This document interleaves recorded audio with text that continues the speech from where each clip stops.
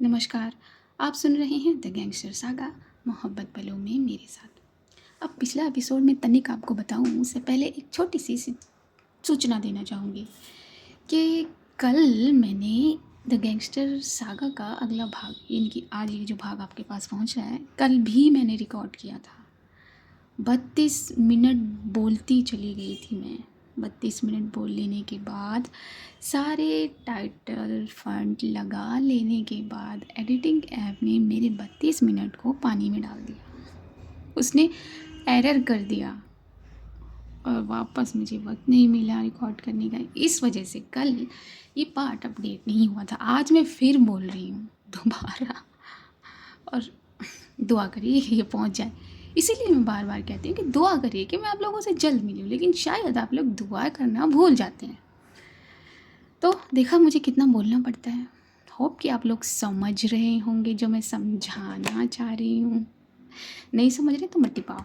चलो पिछला एपिसोड जानते हैं। कविशा का बर्थडे था। उसे शायद ज़िंदगी में पहली बार इतने सारे लोगों की दुआएं एक साथ मिली थी। लेकिन ये सारे लोग बंधे किससे थे? अमाल से। अमाल के साथ बंध जाने के बाद ही उसे इन सब की दुआएं हासिल हुई थी। यही सोच लिए वो बेकरी पहुंची थी। जब बेकरी पहुंची थी तो देखा था बेकरी का हाल ही अलग था।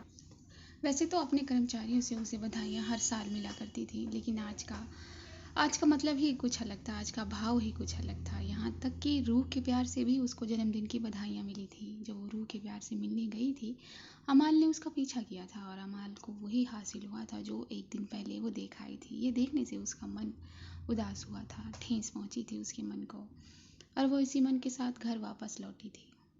बस यही तो पिछला एपिसोड था। आइए अब अगले एपिसोड में चलते हैं। बेकरी के कामों में ज़रा मन नहीं लग रहा था कविशा का। वो काम कर रही थी, लेकिन उसका दिल कहीं ना कहीं पीछे डूब रहा था। पीछे उन सारी बधाइयों के बीच, आमाल की उन छेड़खानियों के बीच, वो रात का सरप्राइज़, आमाल का यूं करीब आ जाना, आमाल के वो गाए हुए अल्फाज उसके कानों में जैसे गूंज रहे थे और कानों में गूंज कर उसके गालों को गर्म कर दे रहे थे। इससे पहले कोई देख ले, वो फटाफट अपने गालों को रब करके नॉर्मल कर दिया करती थी, लेकिन उसके दिल का हाल बार बार वहीं खिंच रहा था। ये क्या हो रहा है मुझे? क्या हो रहा है? ये कहते हुए उसने अपने चेहरे को रगड़ा था। जब उसका हाथ उन झुमकों पर गया था तो उसे याद आ गया था अमाल का लिखा हुआ वो नोट, वो पर्चा। उसके एक एक लफ्ज़ उसकी आंखों के सामने गुजर रहे थे बही खाते में। वो तो अपने बही खाते की इक्वेशन लिख रही थी, कैलकुलेशन लिख रही थी, लेकिन ऐसा लग रहा था कि वो पर्चे में पड़े हुए शब्द लिख रही है। और खो गई थी कविशा अमाल के उन शब्दों में, अमाल की उस अटेंशन में, जो उसकी नज़रें उसके वजूद से हटती ही नहीं, वो उसे भा रहा था। कविशा बेटा, कविशा बेटा। काका कुछ पन्ने लेकर आए थे अपने साथ, लेकिन कविशा अपने ख्यालों में गुम थी। काका ने ज़रा उसकी दाहिनी बाहों पकड़कर उसे झकझोर दिया था। हाँ काका, माफ़ करिएगा, मैं थोड़ा सा। कोई बात नहीं कविशा बेटा, ये लो, इसे भी इस बही खाते में जोड़ दो। अच्छा, ये आज के बिल से। हाँ, और हाँ बेटा, सभी लोग पूछ रहे हैं क्या वो जल्दी जा सकते हैं, क्योंकि उन्हें हवेली में दावत के लिए बुलाया गया है ना। अ, अ, अ, कोई बात नहीं बेटा, अगर तुम नहीं जाने देना चाहती तो कोई नहीं जाएगा। आखिरकार तुम्हारी इजाज़त के बगैर ही कोई कदम निकालेगा ना। वो करती हुई कविशा को ज़रा भाप गए थे काका। नहीं काका, ऐसी बात नहीं है। ठीक है, आप लोग, मेरा मतलब आप बोल दीजिए उन लोगों से कि जा सकते हैं वो जल्दी। जल्दी जाएंगे जभी तो तैयार होकर हवेली में पहुँचेंगे ना। वैसे बहुत बहुत शुक्रिया बेटा, वरना हम गरीब लोगों को कौन बुलाता है। कैसी बात कर रहे हैं काका आप अगर गरीब हैं तो मैं क्या हूँ। और मैं तो हमेशा से आपकी शिष्य रही हूँ। आपसे ये ब्रेड फेंटना मैंने सीखा है, ये आटे को गूँथना मैंने सीखा है और आप कह रहे हैं कि ऐसा मत बोलिएगा दोबारा। कविशा ने काका के दोनों हाथों को पकड़ लिया था। ठीक है बेटा, और हाँ काका, आप भी जाइए, आपको भी तो नई धोती कुर्ते पहनने हैं ना। हाँ हाँ बेटा, बिल्कुल। आज मेरी कविशा का जन्मदिन है। बहुत बहुत मुबारक हो। भगवान तुम्हें हर खुशी दे, तुम्हारे दिल की चाहत को पूरा करे। सर झुका लिया था कविशा ने काका के आगे। काका ने उसके सर को सहलाते हुए अपनी बात कही थी और उन्होंने अपने कदमों को बाहर कर दिया था। वैसे तो अभी काम कर रहे थे, सब काम में जुट गए थे क्योंकि शाम हुई नहीं थी, अभी होने वाली थी। शाम का इंतज़ार करते अपने दिल में ढेर सारी खुशियाँ लिए सभी लोग काम कर रहे थे। तभी यहाँ एक काम करने वाली आंटी की छोटी सी गुड़िया पहुँची थी कविशा के पास। दीदी दीदी, आज आपका जन्मदिन है क्या? आज मेरा जन्मदिन है। तो आपको गिफ्ट में क्या मिला? क्या क्या मिला? आपकी मम्मी ने आपको क्या दिया? मम्मी ने मुझे बहुत सारा आशीर्वाद और बहुत सारा प्यार। बस यही मिला आपको? हाँ, यही मिला। इधर आइए। अपने हाथ से इशारा किया था झुकने का कविशा को उस छोटी सी बच्ची ने। कविशा उसके आगे झुक गई थी। गाल इधर कीजिए। और उस छोटी सी बच्ची ने कविशा के गाल को चूम लिया था। ये मेरी तरफ से। अब मैं भी जाऊँ तैयार होने? हाँ बिल्कुल। उस छोटी की बच्ची के किस से भी ज़रा सिहर आई थी कविशा। वो खड़ी हुई थी। खड़ी होकर उसने अपने गालों को सहलाया था। तभी उसके कानों में फिर से अमाल के वो शब्द गूंज गए थे। वो गाना, वो गाने के गाए हुए भाव, सब कुछ।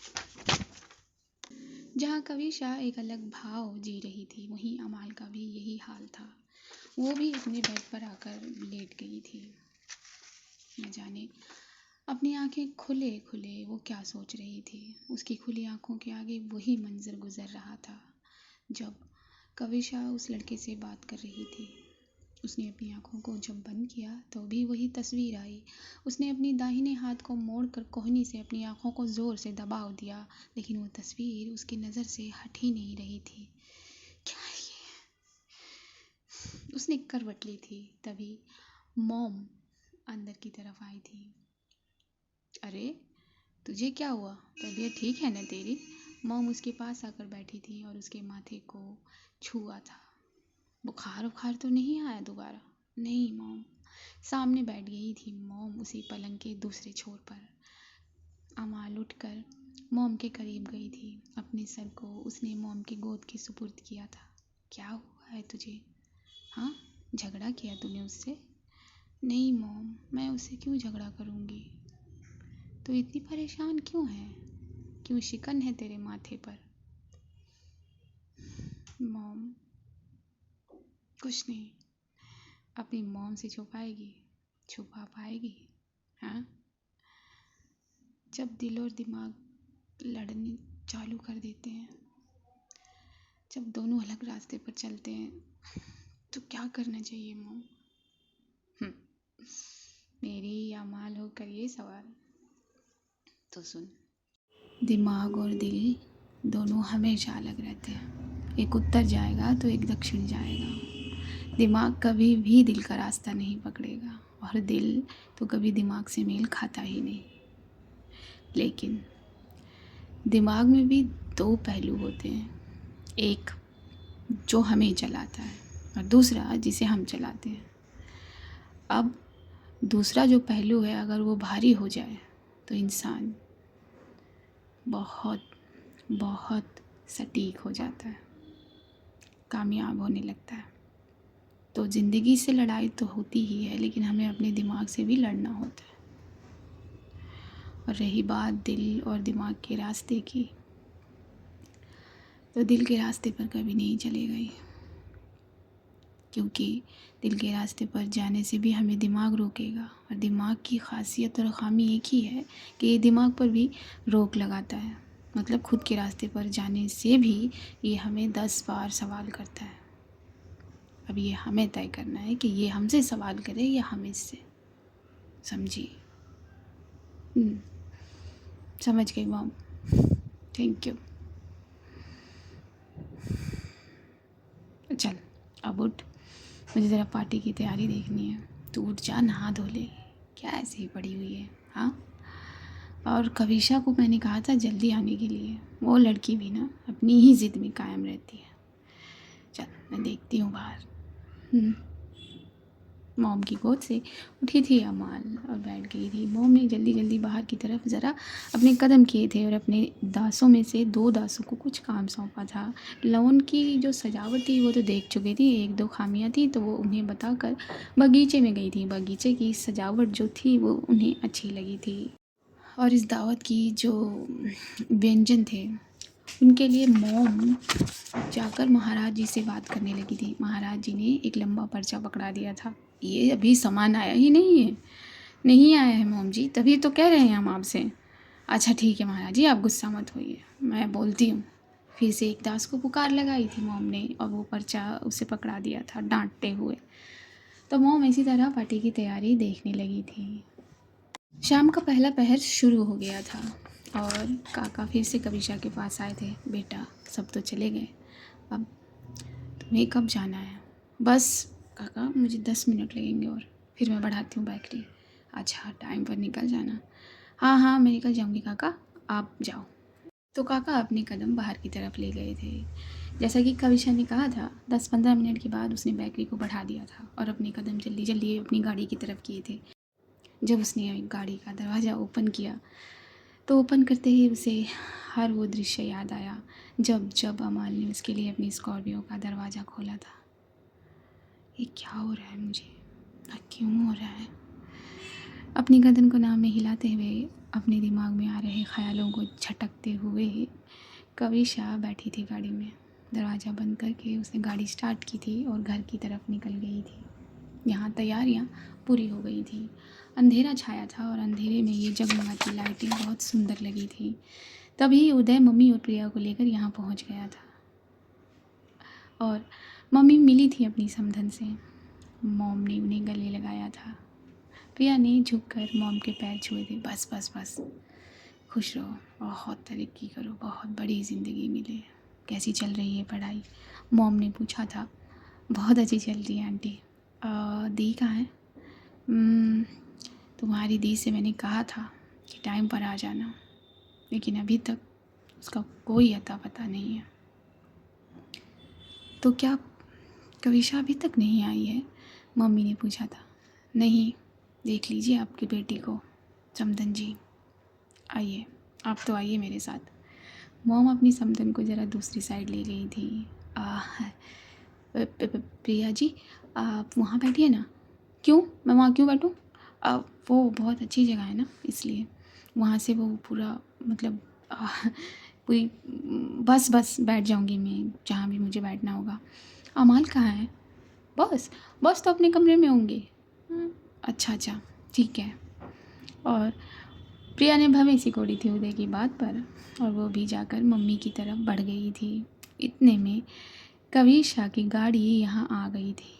दरवानों ने दरवाज़ा खोला था। कविशा ने गाड़ी को ज़रा साइड में लगाया था और जल्दी जल्दी कदम लिए आने लगी थी अंदर। मेहमानों का आना शुरू हो गया था, बैठना शुरू हो गया था। ये जो बागीचा है वो इतना खूबसूरत सजाया गया था जिसे देख रही थी कविशा। अरे वाह, बाप रे, ये मेरा ही बर्थडे है ना। ये कहते हुए कविशा अपनी नज़र दौड़ाने लगी थी पूरे बागीचे में। तभी उसे मम्मी का चेहरा दिख गया था। मम्मी, और वो दौड़ते हुए मम्मी के पास पहुंची थी। मम्मी के पैर छुए थे फट से। बस भी मेरी बेटी को उसकी जन्मदिन की बहुत सारी बधाई। अब आप कब आई? हाँ बस अभी कुछ देर पहले उदय लेकर आया है। अच्छा, अब प्रिया, प्रिया कहाँ है? प्रिया, वो रही प्रिया, कुछ लोगों से बातें कर रही थी प्रिया। दी, happy happy happy happy happy birthday. Thank you thank you. तो ठीक है? हाँ मैं ठीक हूँ दी। वाह दी, झुमके कितने खूबसूरत हैं। अब प्रिया की नज़र जो है झुमकों पर पड़ गई थी। हाँ है तो सही। क्या अमाल ने दिए हैं? क्यों, अमाल क्यों देगी? मैं खुद नहीं खरीद सकती क्या? अब नहीं नहीं, आप खरीद सकती हैं, लेकिन भूलिए मत कि मैं बचपन से आपके साथ हूँ, तो आप ऐसे नहीं खरीदती। हाँ हाँ, ठीक है ठीक है। अरे तू आ गई? मॉम इस तरफ आ गई थी। हाँ मॉम, जा जल्दी जा, तैयार हो जा, देख मेहमान आना शुरू हो गए हैं। और सुन, मैंने तेरा गिफ्ट तेरे बेड पे रखा हुआ है। गिफ्ट? हाँ हाँ, मेरी तरफ से भी तो तुझे कुछ चाहिए होगा ना। उसकी क्या ज़रूरत है मॉम? क्यों नहीं ज़रूरत है, बहुत ज़रूरत है। जा जल्दी जा, तैयार हो जा। हाँ जी मॉम, मैं जाती हूँ। ये कहते हुए कविशा अंदर की तरफ बढ़ गई थी और जाते ही उसने अपने रूम का दरवाज़ा खोला था, ये जाने बगैर कि अमाल यहीं है। वो फट से बेड की तरफ आई थी। बेड पर एक बहुत खूबसूरत सजावटी डब्बा था, जिसे हम गिफ्ट बॉक्स कहते हैं। कविशा ने जल्दी जल्दी उस बॉक्स को खोला था। ये क्या है इसमें? वाह, साड़ी! लेकिन ये तो काले कलर की है। हाँ, काला कलर तो उसने मॉम ने इस पर गुस्सा किया था। और आज? हाँ, वो काले रंग की साड़ी थी। साड़ी में बूटे लगे थे, चांदी के कलर के, और उस साड़ी के हर एक कोने को चांदी के कलर के सितारे से सजाया हुआ था। कितनी खूबसूरत साड़ी थी वो।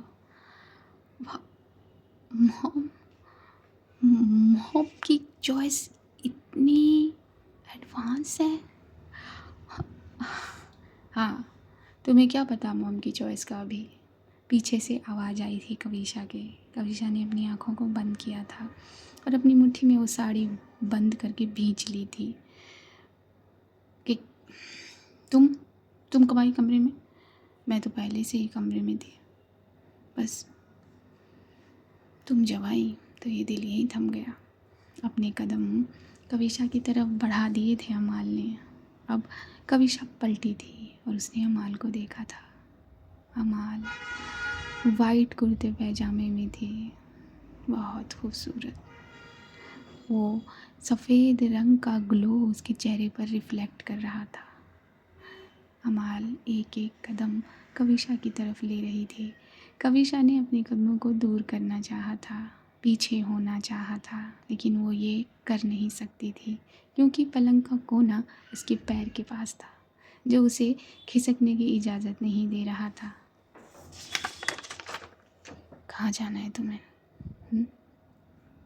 और हाँ, मेरी मॉम की पसंद बहुत एडवांस होती है, जस्ट लाइक मी। ओह, तुम्हारे ख्याल? हाँ, मेरे ही ख्याल है। फिर से करीब आई थी अमाल, ठीक उसी तरह जब ये दोनों लड़ा करते थे।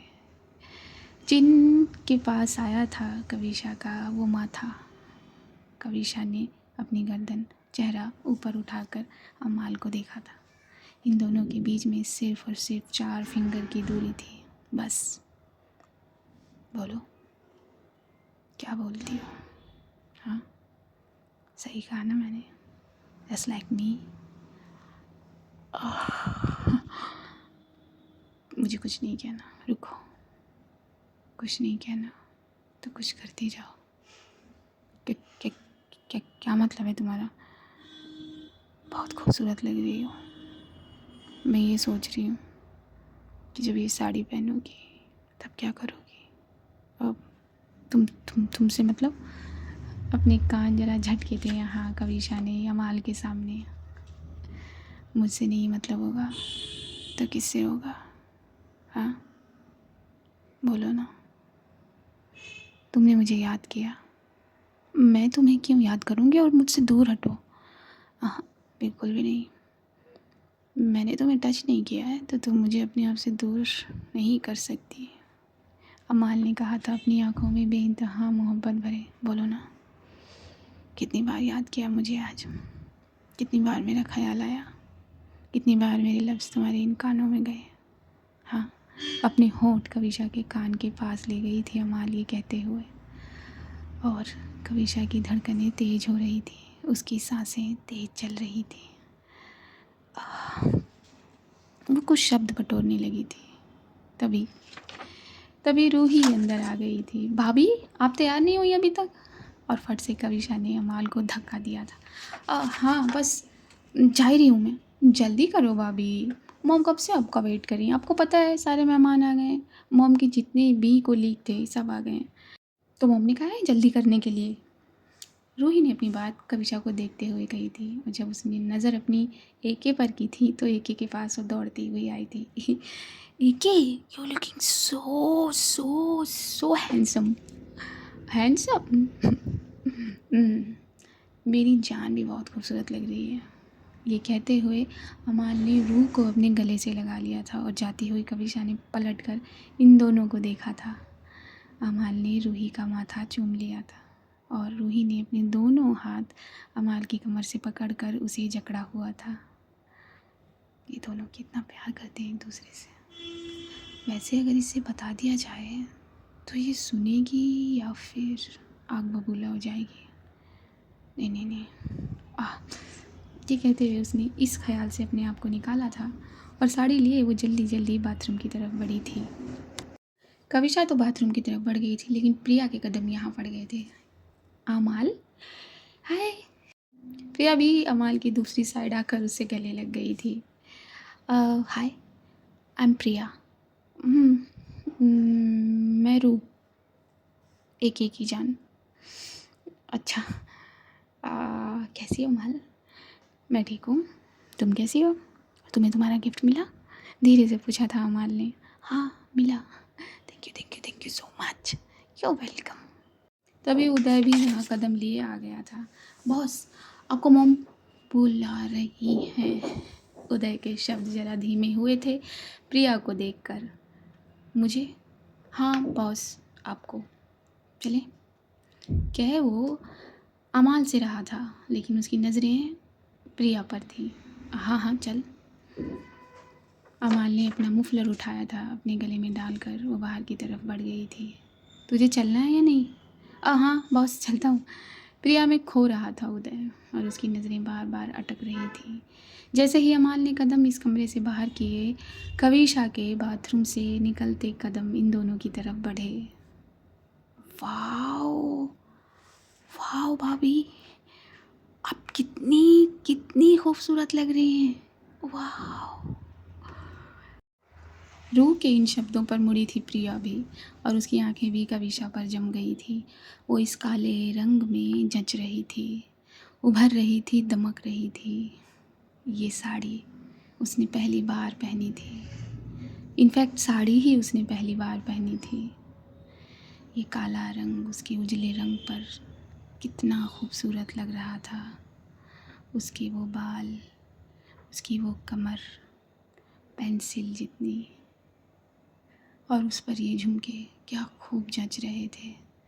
हाँ यार दी, अब तो बिल्कुल सुष्मिता सेन लग रही है। वो भी मैं हूँ ना वाली। बस कर, तेरी फिल्मी बातें ख़त्म नहीं होती। हाँ, एक मारा था यहाँ कविशा ने प्रिया को। अब भाभी इसे छोड़िए, आप बाल को ना ऐसे बांध के इस तरफ कर दीजिए। रूह ने बालों को उसके उठाकर एक तरफ किया था। नहीं नहीं नहीं, पीछे ही रखते हैं ना। प्रिया यहाँ मना करने लगी थी। नहीं नहीं, तुम्हें क्या पता, थोड़ा सा बाल निकालने हैं यहाँ पर राइट साइड, और सभी को बांध देना है, तभी तो झुमके दिखेंगे। नहीं नहीं, अगर पीछे खोल के, तुम दोनों चुप रहो, मुझे जैसे करना है मैं कर लूँगी। एक सेकेंड, होंठों पे तो मरून कलर होना चाहिए ना। प्रिया ने ये कहकर ड्रॉर खोला था यहाँ कविशा का। क्या दी, यहाँ तो कुछ रखती हैं आप, यहाँ भी कुछ नहीं है। एक सेकेंड, वो गई मुड़ी थी, बैग खोला था उसने अपना और भंडार निकाल लिया था। पहुँच गई थी कविशा के पास। ऐसे करो, उसकी चिन पकड़कर उसके होठों को रंगने लगी थी। ये नहीं लगाना मुझे प्रिया, छोड़ो। भाभी भाभी एक सेकेंड, छोटी सी बिंदी लगानी है। हाँ बिंदी क्यों रो, नहीं प्लीज़, आप ये रंग भले मत लगाओ होठों पे, लेकिन बिंदी लगाओ। क्यों नहीं रंग लगाएंगी दी? तुम दोनों चुप रहोगे? कितना लड़ने लगती तुम दोनों। हाँ, पहली बार ही मिली और इतना लड़ना। ठीक है, हम लड़ते नहीं हैं। हाँ बिंदी भी ठीक है। और ये लोग यहाँ कविशा को सजाने लगे थे। वहाँ अमाल सबसे मिलने लगी थी। मॉम के सारे कोलीग्स, जैसा कि कहा था उदय ने और रू ने, कि आ गए थे। गांव के बड़े बड़े मेंबर्स आए हुए थे पंचायत के। गांव के नामी ग्रामी लोग आए हुए थे इस पार्टी में, जिन्हें मॉम अच्छे से जानती थी। सभी बैठे हुए थे और सभी बुज़ुर्ग भी थे यहाँ। अरे तेरी बहू कब आएगी? हाँ, इतना टाइम लगा रही है तेरी बहू। बहुत बुज़ुर्ग महिला ने यहाँ मॉम से कहा था। बस बस आती ही होगी अम्मा, जानती तो है तू, बच्चे बहुत टाइम लगाते हैं तैयार होने में। हाँ हाँ ठीक है। वो बुज़ुर्ग महिला अपनी गर्दन को हिलाकर कांपती नज़र आई थी। तभी मॉम बोल पड़ी थी, ले ले अम्मा, आ गई मेरी बहू। और मॉम की बोली पर अमाल की नज़रें मुड़ी थी दाहिनी तरफ, और जहाँ मुड़ी थी वहीं ठहर गई थी। कविशा के वो कदम धीरे धीरे इस तरफ बढ़ रहे थे। वो कदम कदम नहीं थे, फूलों की बौछार थी अमाल के दिल पर। कविशा दूध से नहाई उस काले लिबास में इसकी तरफ बढ़ रही थी। उसका वो स्लीवलेस हैंड, उसकी वो कमर जो इस साड़ी में साफ साफ झलक रही थी, उसकी वो गर्दन पर बनी वो बोन खींच रही थी अमाल को। और ऊपर से ये बाल जो रूने एक तरफ कर दिए थे बांध के, ऊपर से ये झुमके बालों को छूने की कोशिश कर रहे थे। और उसकी निगाहें, आज उसकी आंखें इतनी बड़ी क्यों लग रही थी अमाल को। कविशा मॉम की तरफ आ गई थी। मॉम ने उसे सबसे मिलाया था। वो झुक झुक कर सबको प्रणाम करने लगी थी, पैर छूने लगी थी। और अमाल ने अपने कदम पीछे खींच लिए थे। उसका दिल जैसे बंद हो गया था। अमाल ने अपने आप को पीछे खींचकर एक छोटी सी टेबल की कुर्सी पर बिठा लिया था और दूर से वो कविशा को निहारने लगी थी, अपनी कविशा को निहारने लगी थी। वो उसके कानों की झुमकियाँ उसके बालों के साथ डांस करना चाहती थी, लेकिन बाल तो बंधे हुए थे ना। उसकी वो हिरनी सी कमर मुड़ रही थी, हर मुड़ाव पर अमाल का दिल ले जा रही थी। वो गर्दन जो लोगों का आभार प्रकट करते हुए कभी दाएं तो कभी बाएं हो रही थी, जब जब वो बाएं दाएं होती अपनी बोन भी दिखाती और उस बोन पर अटक जाती है अमाल की सांसें। ये कितनी खूबसूरत है, मुझे तो मालूम ही नहीं था। ये कोई सपना है क्या? उफ, बचा ले महादेव मुझे, ये सांसें यहीं न थम जाएं। अपनी मुट्ठियों को अमाल ने बांध लिया था। अमाल का दिल गुनगुनाने लगा था, तेरे साथ साथ ऐसा कोई नूर आया है, चांद तेरी रोशनी का हल्का सा एक साया है, तेरी नज़रों ने दिल का किया जो असर ये हुआ, अब इनमें ही डूब के हो जाऊं पार, यही है दुआ। तभी कविशा की नज़रें ज़रा अमाल पर पड़ी थी। कविशा चोरी चोरी अपनी नज़रें बार बार अमाल पर कर रही थी, ये कंफर्म करने के लिए कि क्या उसके वजूद से हट तो नहीं गई अमाल की नज़रें। लेकिन ऐसा कैसे होने वाला था? आँखों में तेरी अजब सी अदाएं हैं, दिल को बना दे जो पतंग, सांसें वो तेरी ये अदाएं हैं।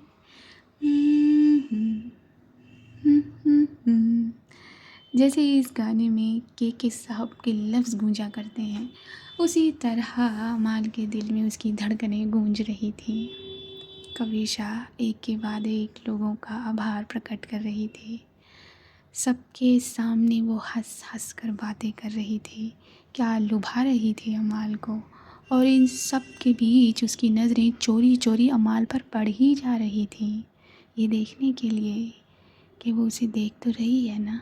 और जब उसे कंफर्म हो जाता तो वो अपनी गर्दन ज़रा उचका लिया करती थी।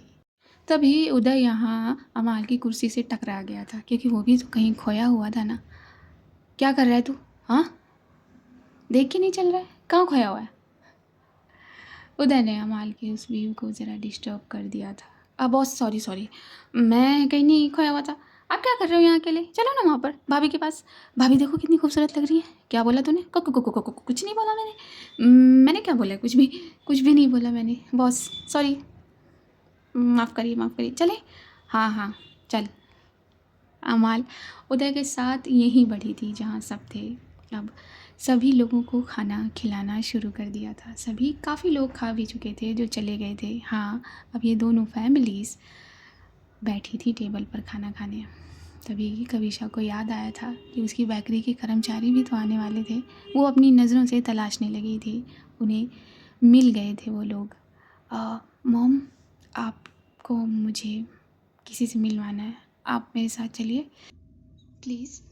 कविशा ने ये कहकर मॉम का हाथ पकड़ा था। हाँ हाँ चल, किससे मिलवाना है?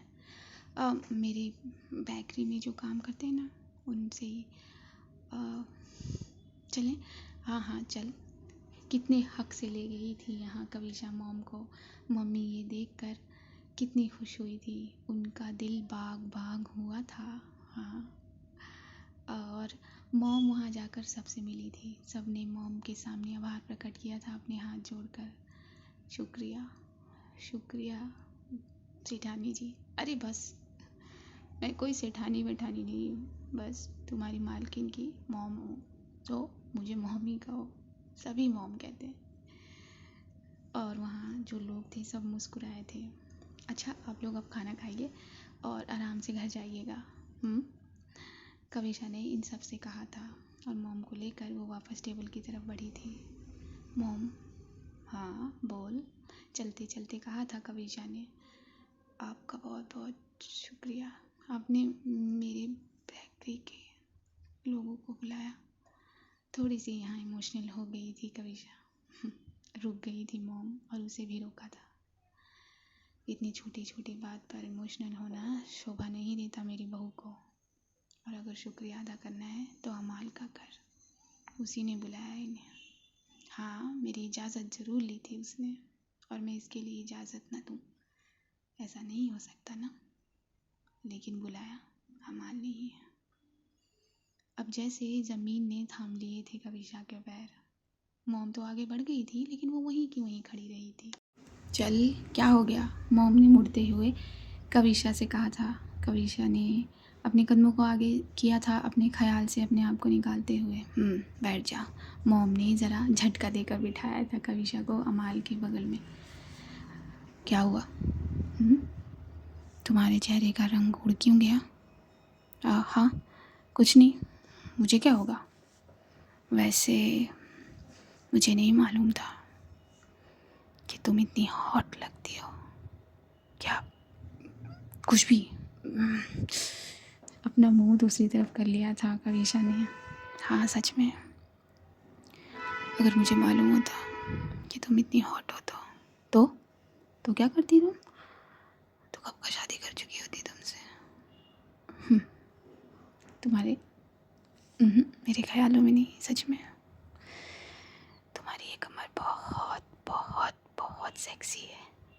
अमाल ने कविशा के कान में कहा था ये, जो उसके दिल को डरा से गए थे। कविशा ने थोड़ा दूर होना चाहा था अमाल से, तभी अमाल ने उसका हाथ पकड़ लिया था। कहाँ जाना है तुम्हें? मेरा हाथ छोड़ो। धीरे धीरे ये फुसफुसा रहे थे, क्योंकि अगल बगल आमने सामने सब फैमिली मेम्बर्स बैठे हुए थे। वैसे सच कहा था तुमने, मॉम की चॉइस बहुत बेमिसाल है, जिसने तुम्हें भी बेमिसाल बना दिया है। उफ, ये तुम्हारी कमर। मेरा हाथ छोड़ो। बिल्कुल नहीं, छोड़ने के लिए थोड़ी पकड़ा है। मैंने कहा ना मेरा हाथ छोड़ो। नहीं, मैंने कहा ना मेरा हाथ छोड़ो। थोड़ा तेज हो गया था कविशा से यहाँ। क्या हुआ तुम दोनों को? हाँ, क्या बातें करते हो? क्यों लड़ते रहते हो हमेशा? मॉम ने ज़रा डांटा था यहाँ इन दोनों को। चुपचाप से खाना खाओ। कविशा ने अपना हाथ छुड़ा लिया था और खाना खाने में बिजी हुई थी। अच्छा सुनो, तुम चुप नहीं रह सकती हो क्या? आदत है तुम्हें सबके सामने बोलने की? फिर से मॉम से डांट खिलवानी है? अरे वाह, मॉम की डांट का इतनी फिक्र। हाँ, क्यों ना हो, मॉम है मेरी। ओह अच्छा, वो कैसे? वो कैसे क्या? मेरी सा तुम ना चुपचाप से खाना खाओ। कृषा ने अपने दांत पीसे थे। तुम खिला दो ना, तुमने मुझे केक भी नहीं खिलाया। मैं क्यों खिलाऊं तुम्हें केक? तुम्हें खाना है तो खुद जाकर नहीं खा सकती हो? तुम्हारे पास हाथ नहीं है क्या? सब कुछ है मेरे पास, लेकिन तुम्हारा इस्तेमाल करना है, सब कुछ दो ना। फिर पकड़ना चाहा था अमाल ने यहाँ कविशा का हाथ। मैंने तुमसे कहा ना दूर रहो, वरना मैं तुम्हारा सर फोड़ दूंगी इसी प्लेट से। कविशा की इस बात पर मुस्कुरा दी थी अमाल। प्लीज़ ना, खिलाओ ना। मैंने कहा ना चुपचाप खाओ।